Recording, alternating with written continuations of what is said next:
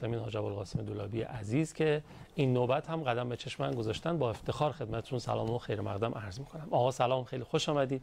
خوشحالیم از زیارتتون. علیکم السلام و رحمت الله. بسم الله الرحمن الرحیم. من عرض سلام و ادب دارم محضر بینندگان عزیز و آرزوی موفقیت. سلامت باشید. مختصر و مفید. خواهش قربون شما، سلامت باشین. ما بحثمون همونجور که در جریان هستین استقامت هست و ایستادگی و پایداری. این مفهوم بلند رو از نگاه و دریچه کلام آسمانی وحی مورد بررسی قرار میدیم با حضور آقای حاج ابوالقاسم عزیز. من توی این مدت که داریم با شما بحث میکنیم به یک موضوعی همیشه فکر میکردم، این که کلن آدمایی که توی زندگی اهل استقامت، اهل ایستادگی، مقاومت، پایداری، مفاهیم این چنینی هستن، معمولا آدمایی هستن که همیشه تو صحنه‌ن، وسط میدونن، جزو آدمایی نیستن که ادعای استقامت و مقاومت میکنن اما بیرون گود معمولا وای میستن، به دیگرانی میگن لنگش کن اصطلاحاً. خودشون موقعی که حالا نیازی هستش که یک کاری انجام بدن، فعالیتی داشته باشن، حرکتی داشته باشن، معمولا پشت صحنه‌ن. میخواد راجع به این موضوع هم صحبت بکنیم؟ بله، بسیار موضوع خوبی است و طرح بحث جالبی است. سلام باشید. از قضا قرآن کریم در یک آیاتی، یک سلسله آیاتی در سوره مبارکه نساء مردم رو به دو دسته تقسیم میکنه. درسته. یک دسته کسانی که عافیت طلبن، به تعبیر حضرت عالی در گوشه میدان میشینن و از همون مسلک لنگش کن هستن. یعنی نمیان وسط میدون، فقط از دور ارد میدن و گاهی با زبان همراهی میکنن با کسانی که تو میدان هستن. حالا تعبیر قرآن خیلی تعبیر جالبیه، میگه که اگر شما برید و توی میدان نبرد پیروز بشید، اینا میگن آخه کاش ما با شما بودیم، کاش ما بودیم و از این فوز بزرگ و از این پیروزی با عظمتی که به دست آوردید بهره مند میشدیم. یه جوری که انگار مثلا اینا هم آدمای جهادی هستن، اهل کارن، اهل میدانن. و ان منکم لمن لیبطئن. بطء یعنی کندی، بطیء ما تو فارسی های کلمه بطیء هم به کار میبریم، یعنی خیلی کند، خیلی با تأخیر، کسانی که دیر می جنبن. اون موقع که باید بیان و سریع باید عکس العمل نشون بدن، نشون نمیدن. فاین اصابتکم مصیبتون، وا میسن ببینن چی شد. اگر شما رفتید و ضربه خوردید، آسیب دیدید، مصیبتی به شما وارد شد، میگن چقدر خوب شد نرفتی. قال قد انعم الله علی اذ لم اکن معهم شهیدا. چقدر خدا من نعمت داد، چقدر خدا لطف کرد که من تو اون صحنه خطر نبودم، ولی الان بالا سر منم می اومد. ولی این اصابکم فضل من الله، اگر شما پیروز شدید، لطفی از طرف پروردگار شامل حالتون شد، لیقولن کأن لم تکن بینکم و بینه مودتون یا لیتنی کنت معهم فافوز فوزا عظیما. یه جوری حرف میزنن انگار اصلا زمینه برای اینا فراهم نبوده، انگار مثلا اینا نمیتونستن در میان شما باشن، فقط آرزو میکنن ای کاش ما هم با آنها بودیم و رستگار میشدیم. این جمله البته اصلش جمله بدی نیست. برای کسی که از یک فرصتی واقعاً محروم بوده و امکان حضور در اون عرصه براش فراهم نبوده، برای ابراز علاقه به حضور در اون عرصه و جانبازی در کنار جانبازان اون عرصه گفتن این جمله خوبم هست. ما اتفاقا در زیارت سید الشهدا علیه السلام جمله رو داریم. میگه وقتی رفتی به زیارت عرض کنم که انصار ابی عبدالله علیه السلام، این جمله رو بگو السلام علیکم السلام علیکم السلام علیکم 3 مرتبه، یا لیتنی کنت معکم فافوز فوزا عظیما یا فافوز معکم. ای کاش منم بودم تو کربلا، ای کاش منم بودم با شما و در کنار شما جهاد میکردم. این برای کجاست؟ برای جایی که من امکان حضور نداشتم ولی دلم با اونها بود. اتفاقا اگر کسی امکان حضور نداشت و دلش با مجاهدان بود، خیلی خوبه که این جمله رو بگه. اما کسی که امکان حضور در یه صحنه‌ای داره، میتونه بره، اما عافیت طلبه، میشینه در کنج خانه و استراحتشو میکنه، اگر اینها رفتن و یه پیروزی به دست آوردن، وقت یه جوری که انگار میخواد بگه مثلا بله منم اهل جهادم، بله منم اهل میدانم، ای کاش منم توفیق داشتم حضور پیدا میکردم. مثل کسانی که وقتی خاطرات رزمندگان رو میشنون سنشون سن جبهه بوده، اون موقع میتونستن برن، اما اون زمان سفر اروپا رو ترجیح دادن، سفر آمریکا رو رفته. آمریکا مثلا اون موقع توی حالا بالاخره بیزینس بوده یا تو هر شرایطی بوده. حالا الان مثلا وقتی بحث خاطرات رزمندگان مطرح میشه میخواد بگه منم از شما هستم، میگه آخه ای کاش منم توفیق داشتم مثل شما در میدانهای نبرد حضور پیدا میکردم، چه سعادتی داشتید شما. خب چرا نیومدی؟ خب باید میومدی. خدای متعال اینجا اجازه نمیده که بعضی از کسانی که می توانستند در وقت ایثارگری ایثار کنند و نیامدن، حالا خودشون رو در زمره علاقمندان به جهاد و ایثار نشان بدن. اجازه نمیده. این فریبکاریه. فریبکاری. چرا همون موقع نیومدید؟ بله یه وقت کسی سنش نمیرسیده، مثل بنده ای مثلا فرض کن من در زمان دفاع مقدس خب طفلی بودم، خردسال بودم، وقتی جنگ تمام شد بنده مثلا 14 سالم بود. حالا همون موقع هم یه تلاشی کردیم بریم جبهه ولی ما راه ندادن، نمیپذیرفتن. خب حالا یه کسی مثل بنده میگه ای کاش منم توفیق داشتم در اون عرصه حضور پیدا میکنم. البته اینم یه شرطی داره. شرطش اینه که خب اون موقع نمیتونستی در عرصه های دفاع و جهاد پس از اون عرصه که در هر زمانی جهاد به حسب خودش تعریف میشه. حالا من یه عبارتی رو بعد از حضرت آقا میخونم. در هر زمانی جهاد به حسب خودش تعریف میشه. شما که در زمان دفاع مقدس نمیتونستی بری، حالا در عرصه های جهاد متناسب با این زمان حضور داری یا نداری؟ اگر الان تو عرصه های جهاد متناسب با این زمان هم حضور نداری، بازم حرف دروغه که میگه ای کاش من توفیق داشتم. حالا همینو در مورد امام حسین علیه السلام و این جمله رو در خصوص یاران امام حسین هم که بگیم باز همین حرف هست. تو میگه ای کاش من توفیق داشتم با یاران ابی عبدالله در کربلا حضور داشتم و از امام حسین دفاع میکردم. خب اون موقع نمیتونستی. بله این مقدارش رو قبول میکنیم. اما الان عرصه های جهاد و دفاع از ابی عبدالله علیه السلام بازم فراهمه. تو در عرصه های دفاع از ابی عبدالله امروز چی کار میکنی؟ مگه نمیگیم کل یوم عاشورا کل ارض کربلا؟ امروز اگه امام حسین بود کجا می ایستاد؟ امروز اگه امام حسین بود سلام الله علیه بود، یاران امام حسین اگه سلام الله علیهم اگه بودن، امروز تو کدام جبهه می ایستادن؟ تو جبهه اونا امروز هستی یا نیستی؟ اگر هستی بله تو حق داری بگی ای کاش من با یاران امام حسین در روز عاشورا بودم. اما اگه امروزم تو اون صحنه نیستی این جمله رو بگی، مشمول همین آیه قرآن هستی که خدا داره ملامتت میکنه. این جمله رو کسی باید بگه که دلش متعلق به اون جبهه هست. کسی که دلش متعلق به اون جبهه نیست و نشانش اینه که در هیچ عرصه مشابهی اظهار حضور نمیکنه و حضور پیدا نمیکنه، این جمله رو حق نداره بگه. این جمله تداعی میکنه که تو دلت متعلق به اون جبهه هست. بنابراین مردم دو دسته هستن. یه دسته هستن که دلشون متعلق به جبهه حق نیست، فقط در زبان ابراز موافقت و همراهی میکنن. اینا منافقن، اینا دروغن. خب یه عده واقعا دلشون متعلق به اون جبهه هست. اینا اگر ابراز علاقه بکنن که ای کاش من تو اون جبهه بودم، ای کاش فرصت داشتم، اینا حرجی برشون نیست. حالا اونهایی که به تعبیر شما میشینن یه گوشه و نگاه میکنن ببینن چی میشه، عافیت طلبن، وسط میدون نیستند، اینها رو قرآن شروع کرده نصیحت کردن. من اگر اجازه بدید این نصیحت ها رو حالا به حق صلاح دونستید سلامت بشید بیان برنامه چیزی. آره بعد اینو توضیح خیلی ممنون. من اون سوالی که برام پیش اومد تو ذهنم و اومدم مطرح کنم شما پاسخش رو دادین که کسانی که مقابل یاران امام حسین میستن میگن السلام علیکم 3 بار و بعد میگن یا لیتنی کنت معکم.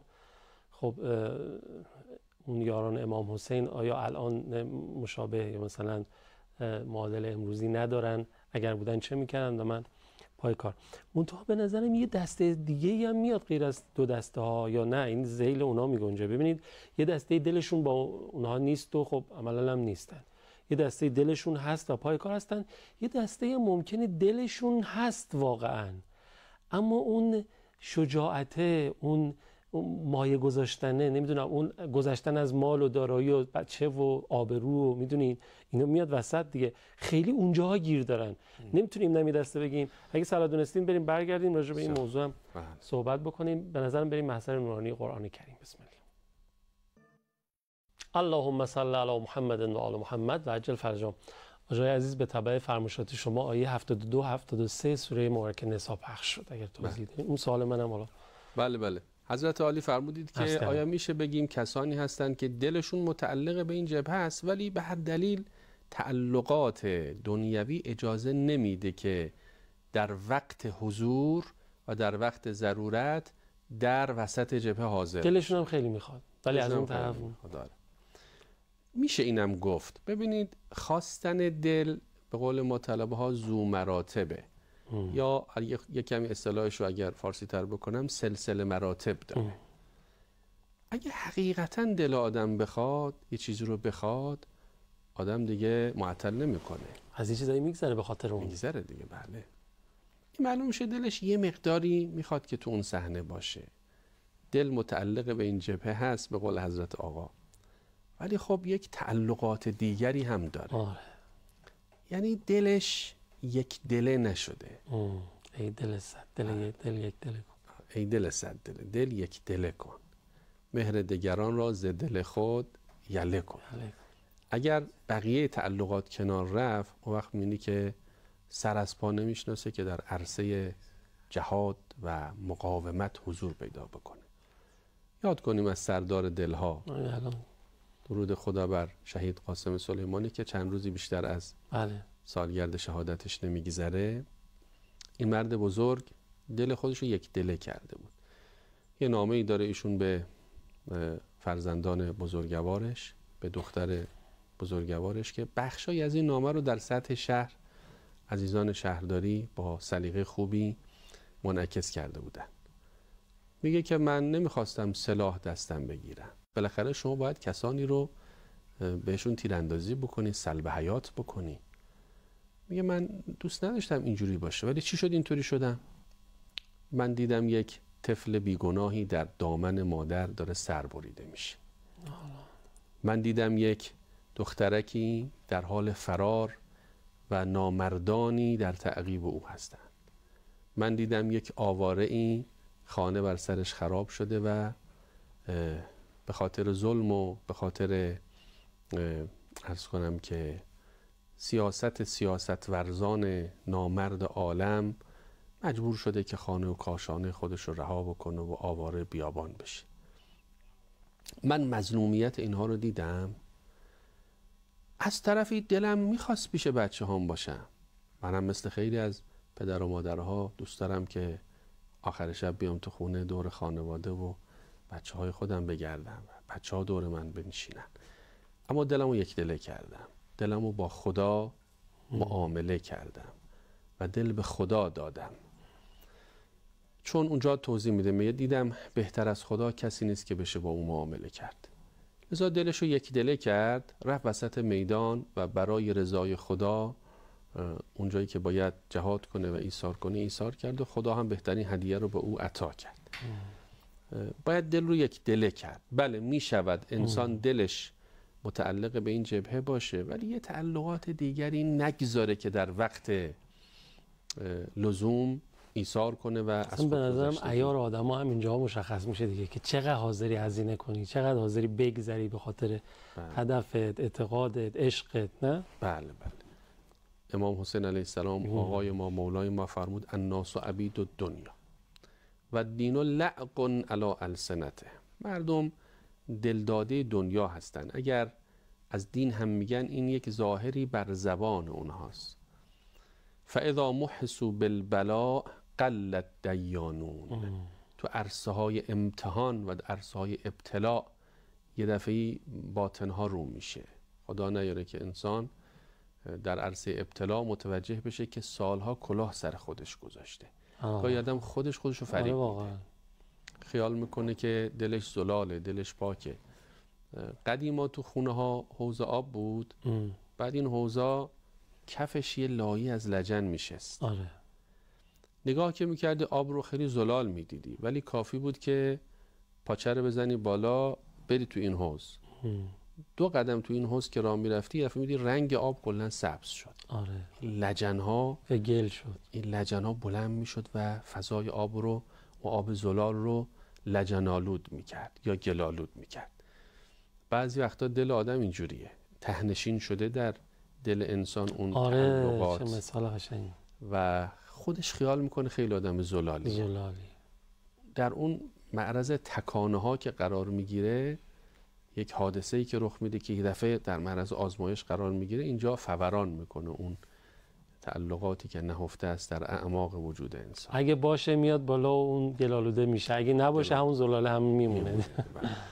آره واقعا.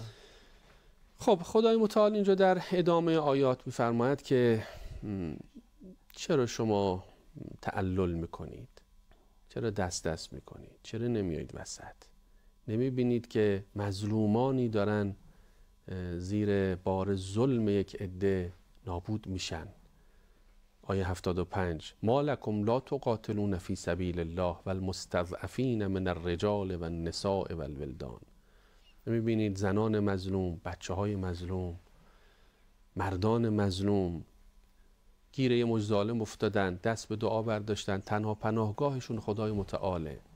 میگن ربنا اخرجنا من هذه القرية الظالم اهلها واجعل لنا من لدنك وليا واجعل لنا من لدنك نصيرا، که این اشاره به مظلومان مکه است. یعنی تنزیل آیه مربوط به مردم مکه است که بالاخره گیر یه مجد ظالم افتاده بودن و اینا رو به بردگی گرفته بودن، اذیتشون میکردن. خدا مسلمانای مدینه میگه چرا قیام نمیکنید برید اینا رو نجات بدید؟ ولی خب میدونیم قرآن فقط مال اون زمان نیست، قرآن مال همه زمان هاست. امروز بخوام همین آیات رو ما تطبیق بدیم بر دوره و زمانه خودمون، مصداق این آیات امروز کیا هستن؟ همه ما میفهمیم، همه بینندگان ما متوجه میشن. مصداق این آیات امروز همه مسلمونا هستن و خدا داره اونها رو توجه میده به مردم مظلوم غزه. همینطوره که زیر بار بمباران ها بیش از 20,000 نفر از اینها، 20 و چند هزار نفر از اینها تو این 3 ماه گذشته به شهادت رسیدن.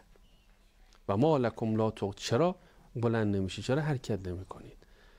یکی از عناصری که موجب میشه و دل انسان یک دله بشه و یه قدری این تعلل ها کنار بره، توجه به صحنه های مظلومیت و صحنه‌های رقتباری است که این مظلومان با اونها مواجه هستند. شاید این کاری که رسانه‌های ما انجام میدن دقیقاً در همین راستا قلمداد بشه. رسانه‌های خوبی که جلوه‌های مظلومیت مردم غزه رو به عالم منعکس میکنن. ما باید تشکر کنیم از رسانه‌هایی که بعضی از خبرنگاران عزیزی که رفتن تو دل خطر و در میدان جنگ ایستادن. تعداد زیادی خبرنگار تو غزه به شهادت رسیدن. بله. اینا داشتن به این آیه عمل میکردن. آیه 75 سوره نساء. یعنی قرآن یه رسانه است خودش دیگه. بله. قرآن داره مظلومیت مظلومان رو منعکس میکنه در این آیه 75. و خبرنگاری که رفته در غزه داره کودک معصوم و طفل چند ماهه‌ای رو که داره کفن میشه به تصویر میکشه. اون بیمارستانی که تو اون بیمارستان 10 کودک شهید شدن رو داره منعکس میکنه. اون تشییع جنازه رو داره منعکس میکنه. اون 10 و 100 جنازه‌ای رو که دارن به صورت جمعی به خاک سپرده میشن داره منعکس میکنه. این یه خبرنگار قرآنی است. از اون طرفش اون خبرنگاری که همه اینا رو وارونه منعکس میکنه یه خبرنگار شیطانی. بله. این حق و باطل همه جوره با همه اجزایش اونجا درگیرن. احسن باش. خدای متعال اینجا به ما یاد میده که اگر میخواهیم اون مشکل تعلل رو و مشکل یک دل نبودن بعضیا رو حل کنیم، باید جلوه های مظلومیت مظلومان رو مقابل چشمشون منعکس بکنیم. بعد در ادامه خدا باز یه 2-3 تا راهبرد دیگه هم میگه که اینما تکونوا یدرککم الموت ولو کنتم فی بروج مشیده. ای اونایی که تعلل میکنید، ای اونایی که به وقتش نمیایید، خیال میکنید که مثلا با نرفتن عمرتون رو دارید طولانی میکنید، خیال میکنید مثلا با نیومدن وسط میدون دارید مثلا اجل خودتون به تأخیر میندازید. اجل به وقتش میرسه. هر کجا باشید مرگ میاد. اینو خطاب به کیا داره میگه؟ خطاب به اونایی که باید برن تو میدون و نمیرن. اینما تکونوا یدرککم الموت ولو کنتم فی بروج مشیده. ولو در برج‌های مستحکم، در ساختمان‌های مستحکم برید ساکن بشید. مثلا رفتی برای خودت یه برجی ساختی در طبقه بالا و در بام این برج پنتهاوسی برای خودت درست کردی، دست زن و بچه‌ت گرفتی و خیالت راحته که مثلا زندگی خوبی داری، فکر کردی اینجا باشی مرگ نمیاد سراغت. مرگ میاد. در آیه قبل از این آیه میگه قل متاع الدنیا قلیل. ای چقدر میخواین تو این دنیا بمونی؟ اصلا فکر کن 30 سال دیگه موندی، 40 سال دیگه موندی، 100 سال دیگه موندی. این 100 سال چقدر میخوای لذت ببری؟ متاع دنیا کم است و کوچک است. والآخرة خیر لمن اتقی. اتفاقا این همون مطلب حضرت عالی فرمایش جناب عالیه که اگه میخوای بمونی، اگه میخوای لذت ببری، اگه میخوای شناخته بشی، اگه میخوای مورد توجه قرار بگیری، اتفاقا باید بری وسط میدون. چون والآخرة خیر لمن اتقی. هر چی میخوای. من دیدم که در خاطرات آقای سید حسن نصرالله هست که در اون آخرین دیداری که شهید قاسم سلیمانی با ایشون داشت 3 روز قبل از شهادتش، آقای سید حسن نصرالله به شهید سلیمانی میگه که رسانه‌های امریکایی و روزنامه‌هاش و نشریاتش خیلی روی شما زوم کردن و یه نشریه به ایشون نشون میده که تو اون نشریه نوشته شده که قاسم سلیمانی فرمانده بی‌بدیل ایرانی. بعد آقای سید حسن نصرالله به قاسم سلیمانی میگه که دوستان ما که رسانه‌ای هستن میگن اگر رسانه‌ها روی کسی اینجوری زوم کنن این بوی ترور توش میاد. معلومه میخوان اون رو ترور بکنن. آقای سلیمانی خیلی مراقب خودت باش. شهید سلیمانی به سید حسن نصرالله میگه که چه بهتر، من سالهاست منتظر این لحظه هستم و اتفاقا خدا چه خوب و چه زیبا، چه شهادتی و چه عروجی برای این مرد رقم زد. این دست نوشته خدا مرا پاکیزه بپذیر. آره، خدای مرا پاک کن و بپذیر. ما ثانیه‌های پایانی دیدیم. بله، والآخرة خیر لمن اتقی. کسی که با تقوا باشه آخرت برای او بهتره. چه بهتر که دنبال ماندگاری اینجوری باشه انسان. ان شاءالله هممون دلامون اینجوری یک دله بشه. آره، داشتم به همین فکر می‌کردم. شرط همه اینایی که فرمودین همین یه مصرعه. ان شاءالله که برای هممون اتفاق بیفته. خیلی لذت بردم. سلام. اوامر ندارین؟ قربان شما. اجرتون با سید الشهدا. ان شاءالله. مخلص شما هستیم. مؤید باشید. هنوز این یه مصرعه داره با دل من بازی میکنه، بخونمش. هم من فکر میکنم بعد برنامه روش هم شما فکر کنیم. ای دل صد دل دل یک دل کن. با خودتون باشین. یا حق. خداحافظ. ممنونم.